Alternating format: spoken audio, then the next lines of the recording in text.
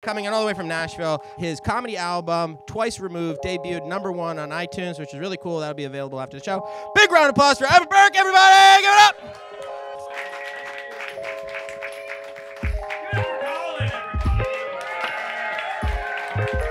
Give it up for Aaron, all the comics you saw tonight. Give it up for them. Give it up for yourselves for packing this place out. It's very packed in here. This is cool. I'm happy to be in Vermont. Very excited. Make some noise if you also want this to go well. All right. All right. Common ground. All right. Check mark. I did that. Found common ground. Who went skiing today? Make some noise. All right. I'm really good at finding common ground. This is great. We shredded out there. I went skiing today. And yeah, I was with a crew. I'm new to skiing. And everybody was like, Evan, are you sure you're going to be okay? Like, you good? I was like, yeah, I'm good. And then I fell off the ski lift. So nothing convinces a crew of people that you don't know how to ski, like falling off the ski lift. They're like, Evan, you good? I'm like, I'm injured. They're like, we'll see you down there. I'm like, all right. That sounds good. But no, I'm excited to be here. I'm excited just to be out of the house. I mean, I'm at that age where all my friends are doing the same thing, you know? Getting married, having kids, buying houses, getting divorced. Y'all know the cycle. It's vicious, you know? But I kind of want in on that, you know? I feel like I'm missing out, you know? Like, I want to get married. Hell, I want to get divorced, you know? I want to feel it all. I just want some stakes in my life, you know? So that's why me and my girlfriend last week, well, we decided to adopt a highway. So, yeah, we have a whole stretch of road now. Yeah, a lot less paperwork than you'd think. So, yeah, we're not taking care of a 4-year-old, but we are picking up trash on I-40. So, if you want to do a play date, wear comfortable shoes, all right? We're going to break a sweat out there. That's what we're doing. Now, I am excited to be here. My name's Evan. Hi, yeah, spelled E-V-A-N. Yeah, I didn't think I'd have to correct people, but I went to New York last week, went to a coffee shop, and they spelled my name E-V-E-N. Because that's me, Even Berke, right there. Can you imagine, like, hearing me say Evan, writing down even, and not thinking to yourself, well, that's odd. It's my best joke. I get it out of the way at the top. You know, most comedians end with it. I'm like, let's get it going at the start. No, I walked out of that coffee shop and I saw a sign that said, "Stop human trafficking in New York." Yeah. Intense, right? Personally, I'm trying to stop human traffic in New York altogether. There are too many people, guys. I got places to go, people to sell, all right? I'm a busy entrepreneur, and it's the holidays, so I got to get around. I got to be able to move. I was here for the Vermont Comedy Festival. Give it up for the Vermont Comedy Festival. If you don't know, now you know. It's an amazing time. Happens early December. Come back for it. I was here, so I'm happy to be back. I saw one of the guys, and he was like, dude, I just saw you, but you look great, man. Like, losing weight. You look thin. What have you been doing? Going to the gym? I was like, funny you should ask. Because I actually just found this new, oh God, what's it called? Oh yeah, thyroid issue in my blood work. That's probably what's doing it. Anyone else have a chronic health issue in here, keeping you young and hot? Or is that just me? Where are my IBS girlies at? We see you. We smell you. We know you're here. No, I'm kidding. No, but this right here is Body by Graves' disease. That's what I'm serving up right now. Yeah, I'm not going to the gym. I'm going to a doctor named Jim. And he gave me my diagnosis through the portal. Anyone else getting diagnosed through the portal these days? Like, let me just log in to find out I'm dying. He hit me with a subject line that just said, grave - call me. I was like, dude, you forgot a letter or several. But I told the guy that. He goes, well, whatever works, dude. You look great. So keep it up. Keep it up. I was like, I'll try. But I was just home for the holiday, saw my family. Are we with our families this holiday? Are there a lot of families in here? Yes, we got big families. I love that. I went home. I saw my brother. and he asked me to babysit my niece. And where are my aunts and uncles in here? This looks like, this looks like a room of pet parents. I see y'all out here. I love being an uncle. I think that's the perfect relationship to have with a child. I'm all about it, you know. I feel like I treat my niece like the same way I used to treat Blockbuster DVDs, you know. My brother's like, hey man, you mind watching Kaylee? I'm like, sure, I'll watch her. I'm a smoke weed and watch her, but I'm a watcher. And I'm probably gonna doze off in the middle, to be honest. And I am gonna claim any damages were there when I picked her up. My brother knows this. He knows this. But parents, you know. I mean, do the math. Who do you want watching your child? A responsible stranger that you have to pay for? Or an irresponsible relative that's free? Okay? You do the math. But I think my brother is like letting my niece get away with a little too much out here. I don't know. Like, earlier this year, my brother let my niece go to school in a full Batman costume. Just dressed head to toe Batman. The ears, the cape, I mean, everything. Wasn't Halloween, you know? No intentions of fighting crime, you know? I'm like, how about some jeans and a Batman t-shirt? All right, let's create some boundaries out here. Or if we really want to lean into this, let's get her an orange vest. Let's put her at safety patrol. Let her feel the weight of this responsibility. Let her see what it does to all of her friendships at school when she becomes the narc. Let's see if she's ready for that. Let's see if she's ready for that. But he asked me to babysit, and I was ready to babysit, and I had my dog with me, this new puppy named Maya, who was rescued off of a beach in Costa Rica. So she's kind of wild. She likes to jump up on twos, likes to salsa, likes to dance. But we literally like smuggled this dog into the country when she was a puppy. So she's still learning how to like be, not a liability, right? And I've got my niece. And we're all in the basement, and I have to, like, get us upstairs, right? So my strategy is I'm like, how am I going to do this? Well, I'm going to run upstairs. Maya, the dog, is going to follow me, right? Go ahead of me. I'm going to be able to trap her, close the door, and then Kaylee, who's still learning how to walk, can just walk up the stairs. It's going to be perfect. Perfect. So I make a run for it. I run up, and I lost track of everybody immediately. Well, what ended up happening was Maya was waiting on the landing of the stairs for Kaylee as she walked up. And as Kaylee approached, Maya went on all twos, wanted to salsa, put both paws on Kaylee's shoulders, and pushed Kaylee down 9 stairs. Everybody was screaming. It was Roadrunner Coyote level dust up. I mean, it was epic. And I was like terrified. I ran up to her and I was like, Maya, are you okay? Because it's my dog, you know? I love that dog. And we smuggled her in. I'm thinking we had to smuggle her out, you know? Like, she's a liability. But then my niece was crying, and I was like, oh, yeah. So I went to Kaylee, and I was like, Kaylee, what's going on? Talk to me. Like, are you scared or are you hurt? Like, what's going on? Are you scared or are you hurt? She was like, Uncle Evan, I'm just scared. I'm all good. I was like, amazing. So we're not going to say anything about this to your parents when they get home, right? She's like, no, Uncle Evan, secret safe with me. Like, I thought we were good. My brother gets home. He's like, Kaylee, how was your day with Uncle Evan? She was like, it was amazing. Maya pushed me down the stairs.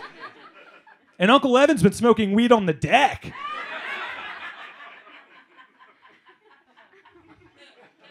What a narc, right? What a narc. Not the hero we wanted or needed, if you're asking my opinion about it. But every Batman needs their Joker, and that is me. And that is me. Let me ask you a question in here real quick. Make some noise if you have seen the same band in concert more than once. Make some noise if you've seen the same band. Now make some noise if you've seen that same band more than 5 times. Make some noise. And Fish fans, you don't count. You're freaks, okay? You are literal freaks. What is wrong with you? Yeah, I see you. You just got disqualified back there. I'm kidding. Fish is amazing. Best band in the world. Who over here has seen someone more than 5 times? Who have you seen? See, now that's what I'm talking about. That's not that much better than Fish. That's not that much better. What are they doing? I'm kidding. No, that is amazing. That's great. Like, I bet y'all are looking at me right now. Like, there's no way that guy has seen Kenny Chesney in concert 10 times. And you'd be right. Because I've seen him 12 times. All right? Yeah, I've seen him 12 times. Yeah, because anybody will tell you Anybody will tell you the first 11 concerts, they're good. But it's the 12th concert where you really start to understand the deeper meaning to She Thinks My Tractor Sexy. Like, it really takes that 12th show. It really does. But yeah, I've been to so many concerts because my brother like is a Kenny Chesney diehard fan. He's an official member of No Shoes Nation, which is Kenny Chesney's fan club. Huge fan. Like, I don't know how, the only way to describe my brother's fandom of Kenny Chesney is like, have you seen those videos online of like kids with Down syndrome meeting WWE superstar John Cena? Like, that's my brother with Kenny Chesney. You know what I mean? We're like, brother, Jason, we get it. We love you. Time to put your shoes on. All right, we gotta go. We gotta go. But I do love country music. Where are my country music fans in here? Make some noise. There's a few of us. I'm in Nashville, home of country music. I love country. I like pop country. It's not a very popular thing to say. Most people don't like it. They're like, you got to listen to, like, you know, what's going on over here? I like this.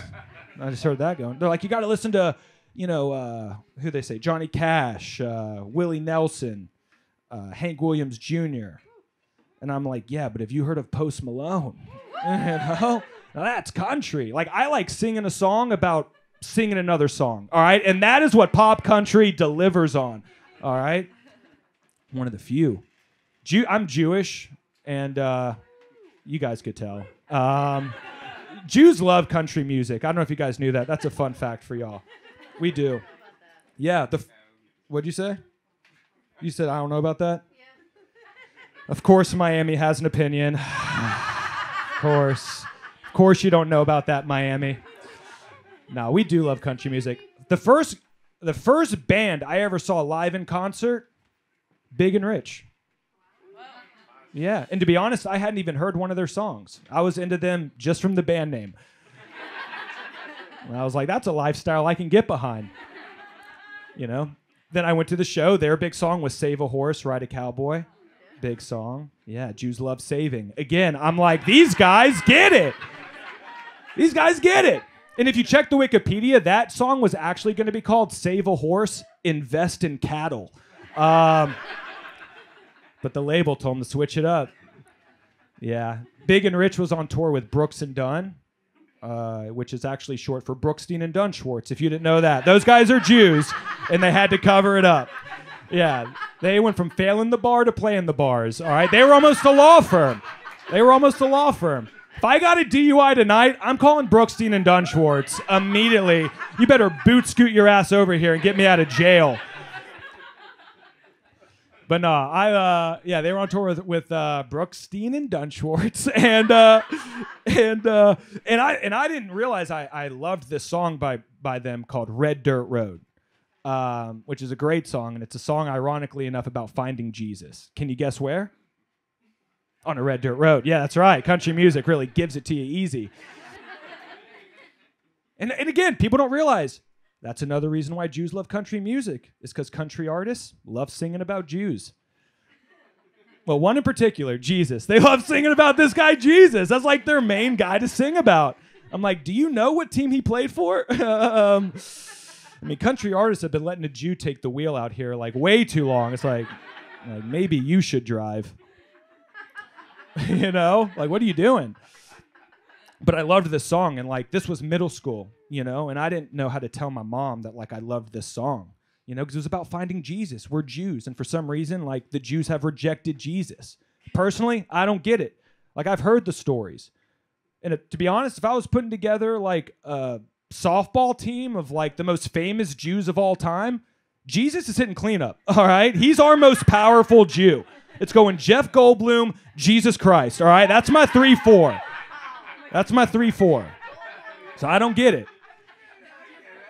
So I didn't know how to tell that I loved this song. And all my friends could relate to me because we were all hiding something from our moms, you know? Like, most of my friends were hiding the fact that they were listening to like rap music from their moms, you know, explicit content.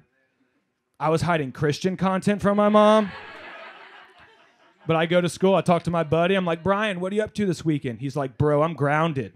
I'm like, what'd you do? He's like, well, my mom caught me listening to Eminem, you know, the song where he murders his own mother, wasn't a good look for me. So I'm grounded. I'm like, Brian, that's crazy because I'm grounded too.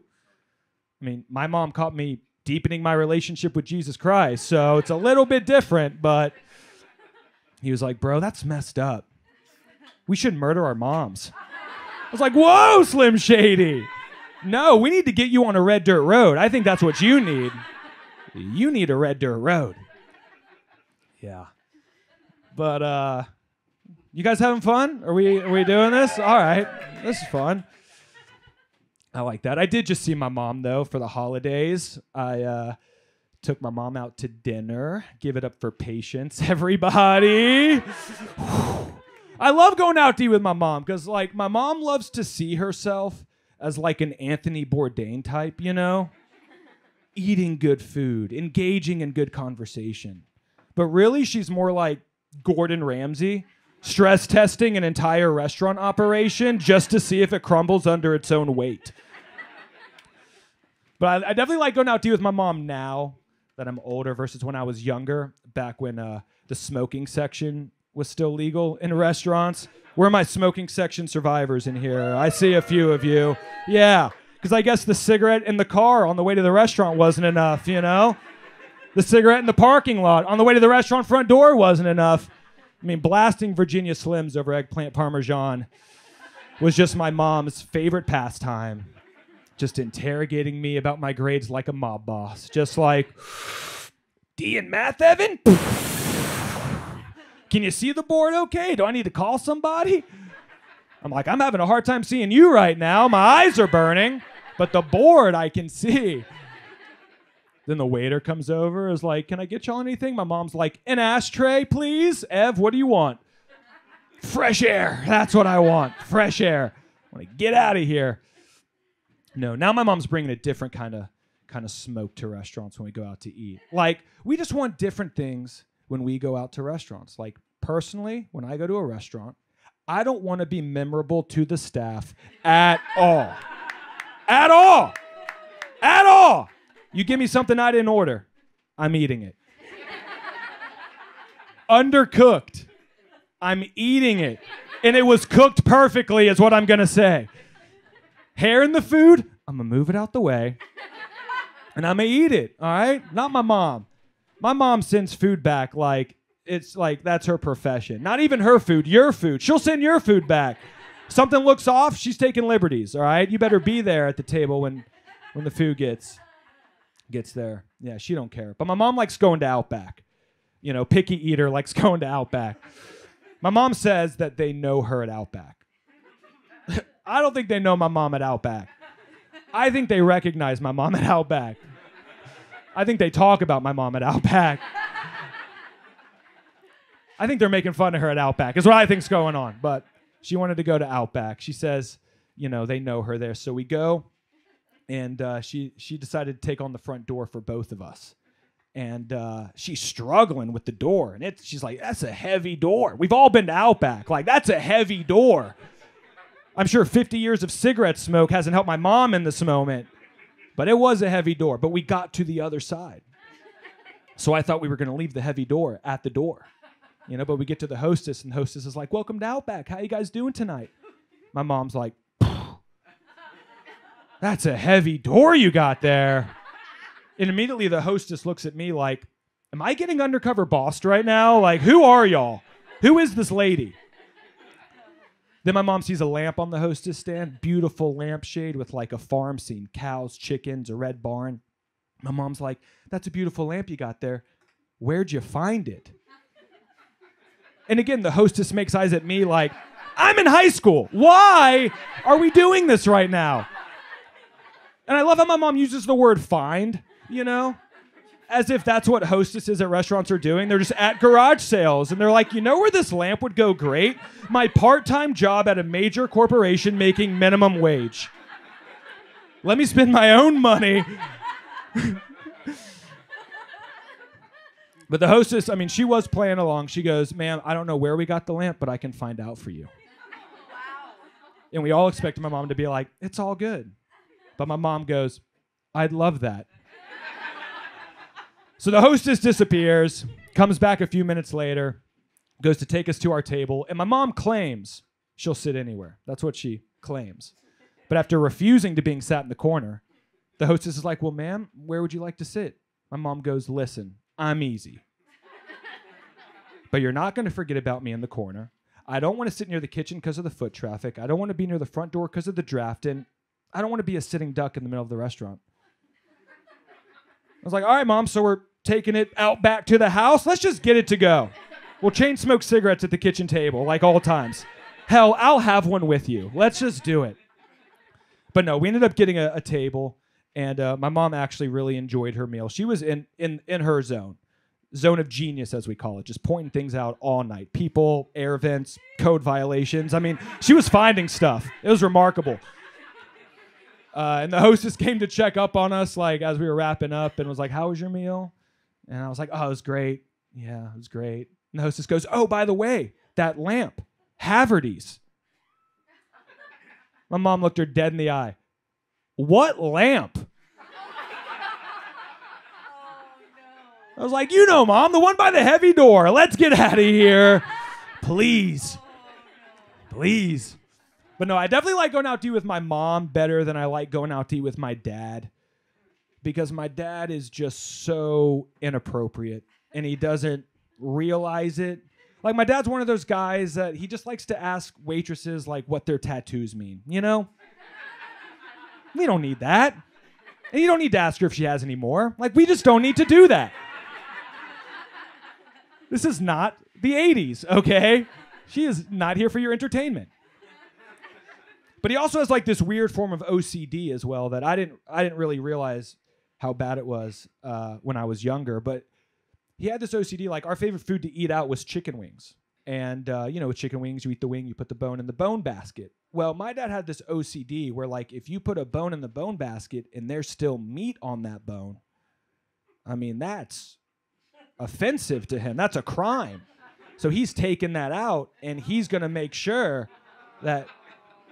So I always thought that's just what dads did. I thought that's what dads did, But then my friends started coming out to eat with us, and he started doing it to them. And it completely messed up my relationships. I talked to my buddy. I'm like, bro, we went out to eat with my dad. We had a great time. Like, you want to do it again? He's like, bro, I'm not allowed.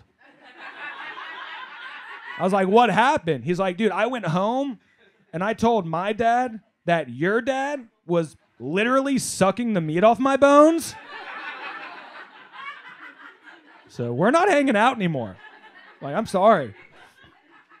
I don't know. My dad's from the South. I'm from the South. So he's got Southern parents who things are just, I don't know. My dad's just always using words and phrases wrong. He's doing lots of things wrong, He's just a weird guy. Like, I don't know if... My dad's one of those guys where, like, even to this day, if he has beef with somebody, like, he says he has a hard-on for that person. I'm like, what are you talking about? Should I or should I not come home for Christmas? Because you sound busy, dude. I get home, he's like, you see what Bill the neighbor did? He put up a new fence on our lawn.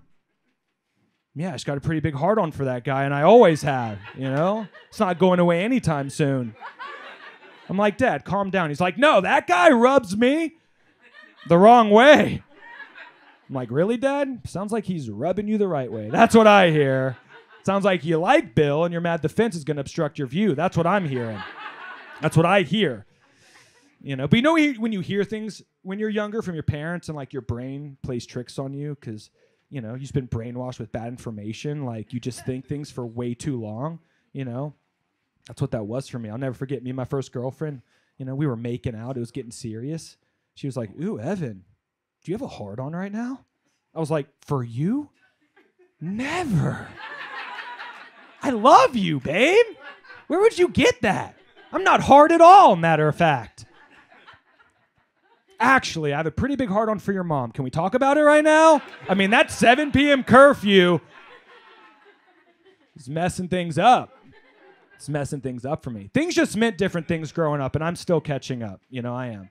Like, am I the only person that thought when someone said they had a cousin twice removed, you thought that meant that twice that cousin had been kicked out of the family? Like, we have to disown you for a little bit, and then you can go. That's what I thought. Like, I thought twice removed, you're on thin ice. But 3 times, I mean, you're done. I mean, find a new family, sir. That's what I thought. But no, my dad was always just mad at me and my brother. He was always hard about something, me and my brother. Because my brother and I were always fist fighting when we were younger. And my dad was always mad at us. And I'll never forget, we were on the playground one day. Probably my earliest memory was like me and my brother just fighting on the playground. I'm pretty sure my brother was like sitting on my head or something. And my dad was pissed. And whenever my dad wanted my brother and I to stop doing something, he had 2 things that he would say. It would either be, boys, quit goofing off, or boys, quit jerking around. Quit goofing off, quit jerking. It was one of the 2, and we all know where this is headed, right? So my dad, we're going at it. My brother and my brother's sitting on my head, and my dad is just over it, and he messed up, and he just yelled, boys, quit jerking off over there. And everyone on the playground stopped, looked at me and my brother, and I was like, show your hands, Jay, show your hands. We're not touching anybody right now.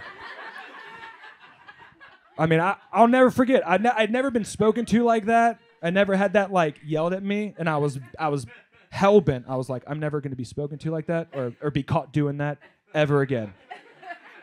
Again, brainwashed with bad information, you know? So middle school rolls around. You know, all the kids were at the lunch table talking about life. Things are getting serious. The question comes up. It gets to me. They're like, Evan, what about you? Do you jerk off?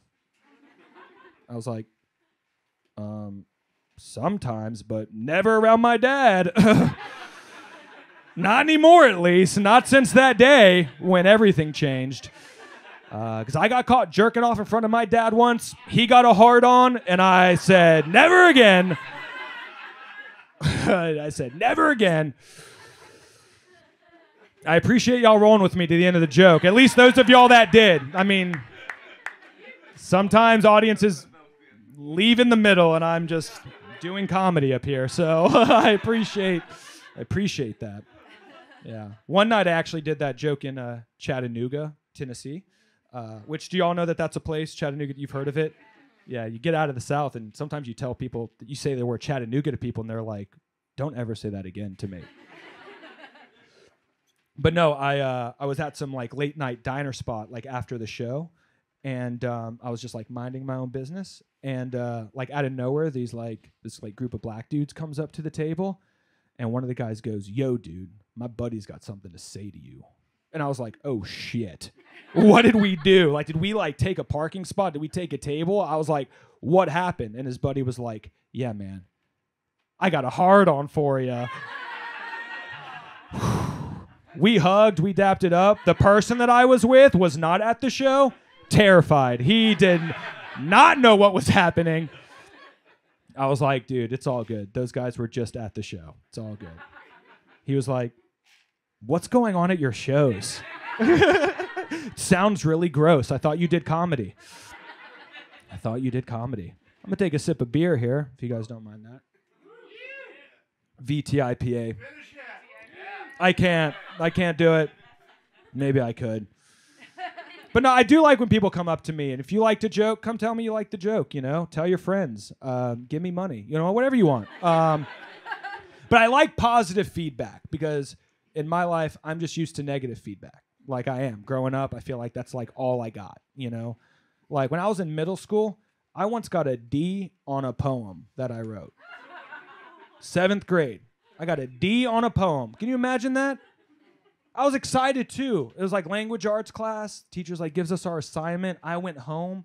I like lit a candle, you know?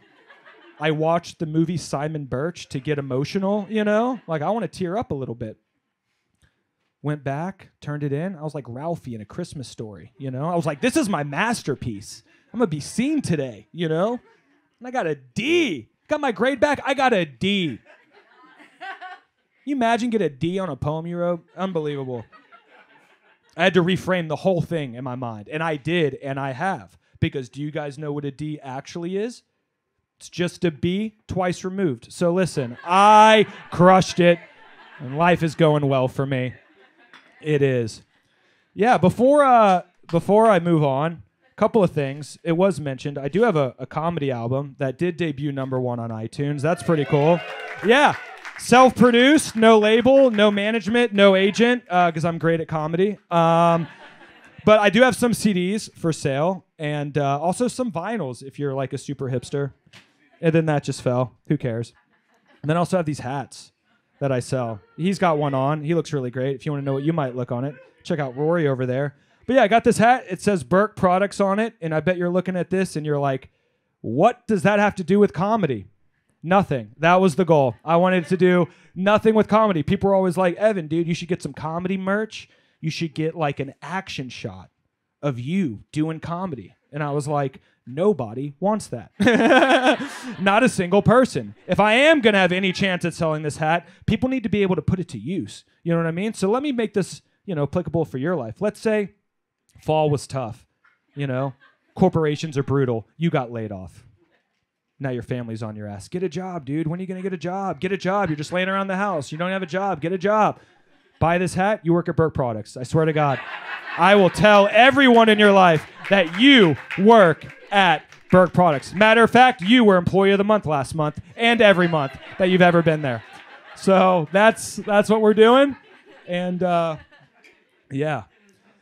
So I need to land this airplane somehow. Got to land this airplane. There's two routes we can go. Like I can end this show two different ways. One way is like let's make it thematic. All right, we could do the green slope. Okay, the green slope. Right. That's a thing in skiing. The green slope. Right. Bushwhacker. Let's say we're doing bushwhacker. Right. Real easy ending to the show. Right? Kind of predictable. We've seen this. We've been doing this the past couple of days.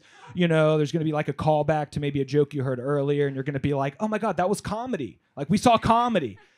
It will be identifiably comedy. That's option one. Option two is the triple black diamond. All right? That's the second ending.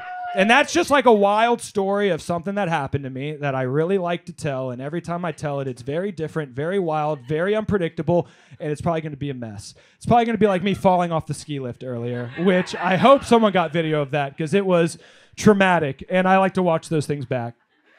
I'll let you guys choose. So option one is the bunny slope, but bushwhacker. Who wants bushwhacker? Make some noise for bushwhacker. Bushwhacker! Okay.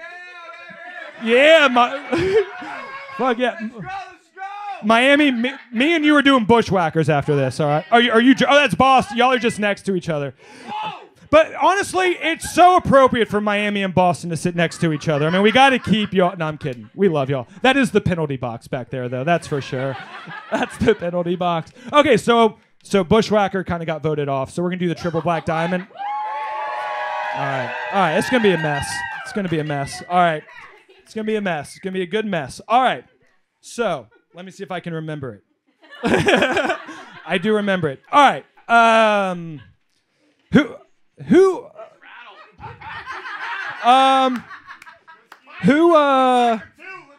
By a round of applause, make some noise if you live in a freestanding house. Make some noise. If you live in a freestanding home, make some noise. All right. We love that.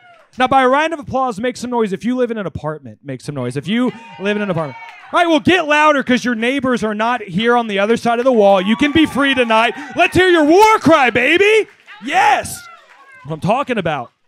Yeah. I can't live in an apartment ever again. I just can't. Not because it was my choice, but because last time I lived in an apartment, there was a meeting that I wasn't invited to, and my fate was decided. And I had to vacate the premises pretty quickly. Yeah. Last time I lived in an apartment, I had a job where I had to travel like all the time. I was working for TMZ. I don't know if you guys are familiar with TMZ. If you're not, what's the best way to describe them? Well, TMZ is arguably the nation's most reliable news source.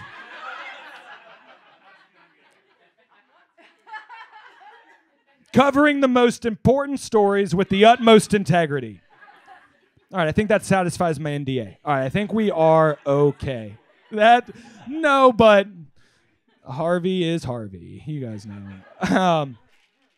So yeah, I was traveling a lot, and they would send me to like events to cover, to interview like celebrities and stuff. And they were sending me to Miami for the BET Hip Hop Awards. Yeah, you get it. You've seen the BET. You see what goes on.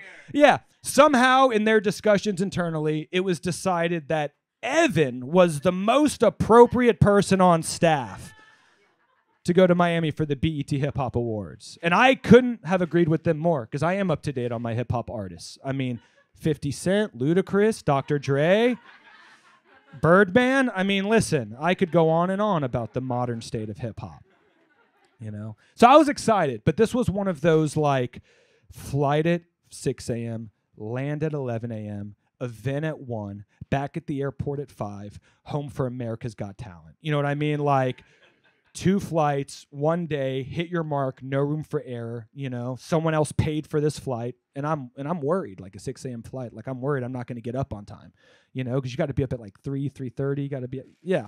And I don't know about y'all, I have a very strict pre-flight protocol. Like before every flight, no matter the time, the context, I'm getting as high as humanly possible. Like that's like uncomfortably high is what I'm doing. Like I'm trying to break my own record with like, how high can I get before this flight? You know, like one time I was on a flight and I was so high, I was talking to the guy next to me on the plane and we were having a good conversation, but there was a lull. So I just went, so where are you headed? He was like, he was being nice. He was like, a conference. I was like, sick. Where? He's like, Phoenix, dude. Well, like, come on. So I'm just trying to paint a picture. If you ever see me at the airport, you're going to get a half version of me. But I was feeling good, actually. I set my alarm for 3. I was up. I showered by 3:30. I'm feeling good. I'm hitting the bong, right? Hitting the bong again. I'm like, boom. I'm feeling good. Call the Uber driver. He says he'll be here in 5 minutes. I'm like, let me meet this guy downstairs. Keep my 5-star rating in check, you know? So I'm in one of these new apartment buildings with like this big, heavy industrial door, you know? And what I did when I went to exit my unit was I turned the knob to open the door and unlock the door at the same time. So I did like a double at the same time thinking, let's save some time. You know what I mean? Guy's going to be here in 5 minutes. But the door wouldn't open. Like it just was, I'm like unlocking, relocking, it like won't open. I'm like, how high am I? Did I forget how doors work? Like what is going on? But the door won't open. So much time passes that the Uber driver calls me and he's like, hi, my friend, I'm downstairs. It's time to go. I was like, dude, this is crazy. But I'm trapped in my apartment right now. And the Uber driver paused for like 3 seconds and just goes, are you being held captive? And I was like, I don't know. Because I don't know what's going on yet. Like, I haven't seen the other side of the door yet. So, like, I'm still in a gray area moment. I'm like, I don't know. But I'm in an apartment with a balcony that overlooks the street. I'm on the 3rd floor. And I can see him in his car. And I'm like, dude, I got a wild idea. Like, I can see you in your car. Can I throw you down my keys? Can I buzz you into my apartment building? Can you come up to my unit, try and break me out? Somehow, this dude agreed. There are saints among us. And they come in the form of Uber drivers named Saeed. I mean, this guy was on it. Yeah, but he had a 5-star rating he was trying to keep in check. So listen. Real recognized real in this moment, you know? So I throw my keys down, buzz him in. He comes up, and I hear him out there scratching, clawing, and the door won't open. Like, he's like, my friend, the door won't open. I'm sorry. I got to go. And I'm like, dude, Saeed, I appreciate you coming to do this. Like, thank you. I just need my keys back. So do you mind just going back down outside and throwing me up my keys? Saeed had one of the worst arms I've ever seen in my entire life. For 10 minutes, Saeed was playing catch with himself, with my keys, in the cold, dark morning. I mean, my keys were on like a lanyard, you know, like lifeguards have, you know? So I'm just watching him wind it up, and he literally launched it behind him in the street, even farther away from my apartment. He goes and picks it up, and he's trying again, but it's on a lanyard. It's parachuting. It's catching wind. We're facing resistance.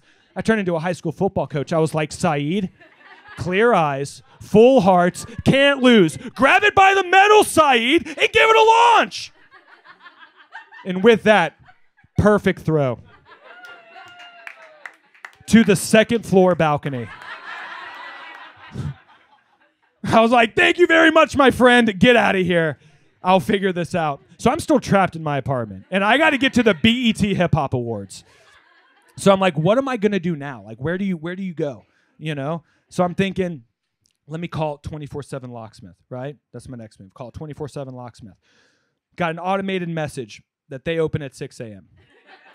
I was so high, I was like, that sounds right. I mean, no one's open right now. I asked 0 follow-up questions. Like, that's on me.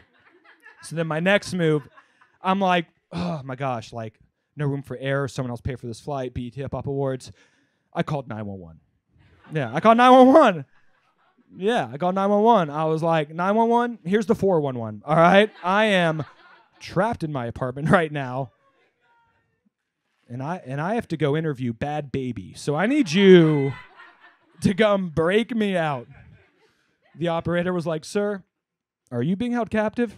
I was like, what is going on in the community? I've got no alerts.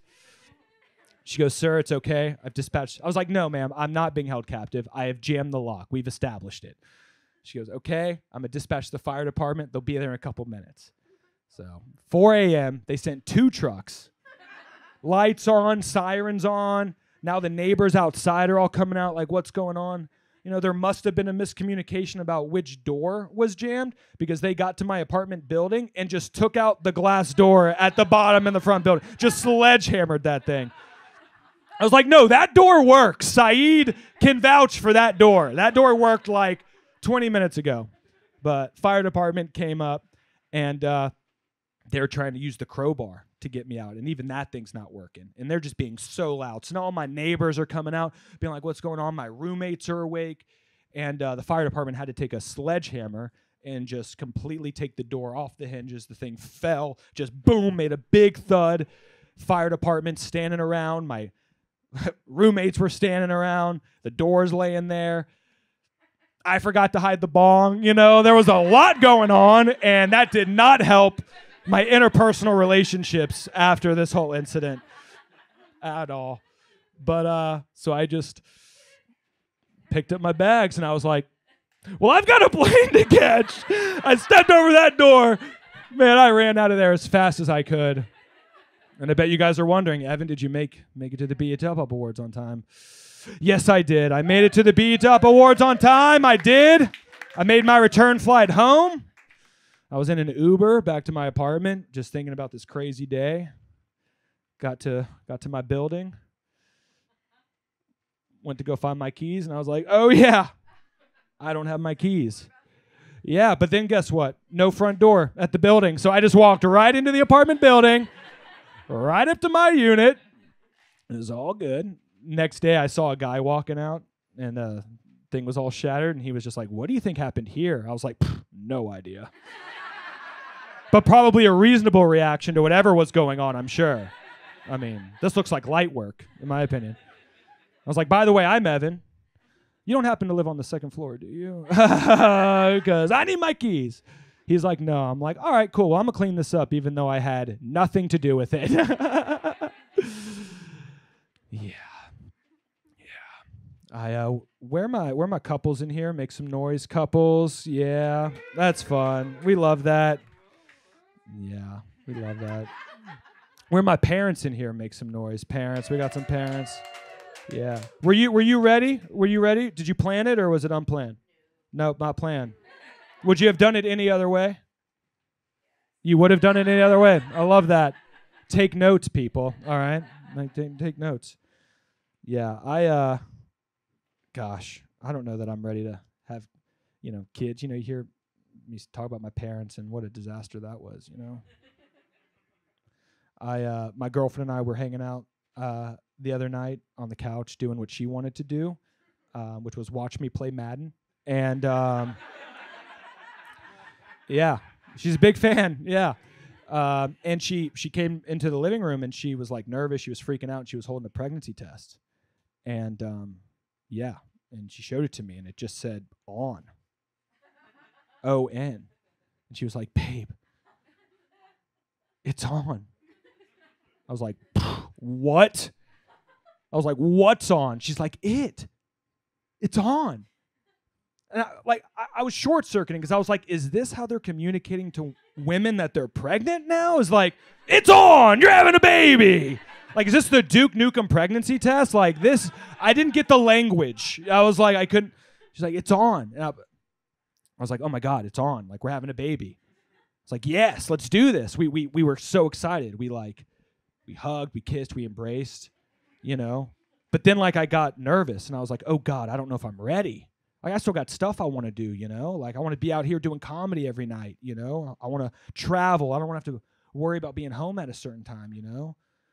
So I was like, oh, man, I started to, you know, get a little anxious about it. But then I was like, no, it's going to be great.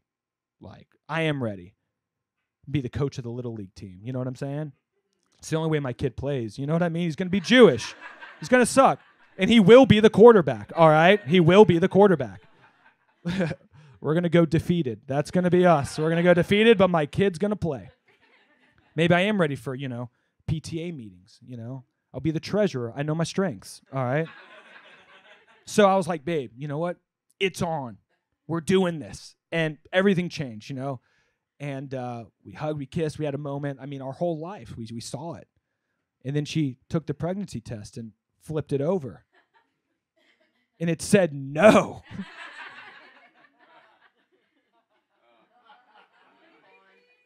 And I was like, mad. I was like, how dare you do that to me? I just put my PlayStation on Facebook Marketplace. Like, I'm taking this seriously.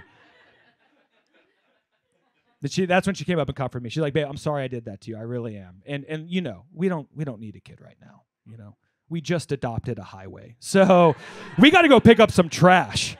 Guys, I'm Evan Berke. Thank you so much for spending your Saturday night here at Woolen Mill Comedy Club. Keep supporting live comedy in the new year. Be safe.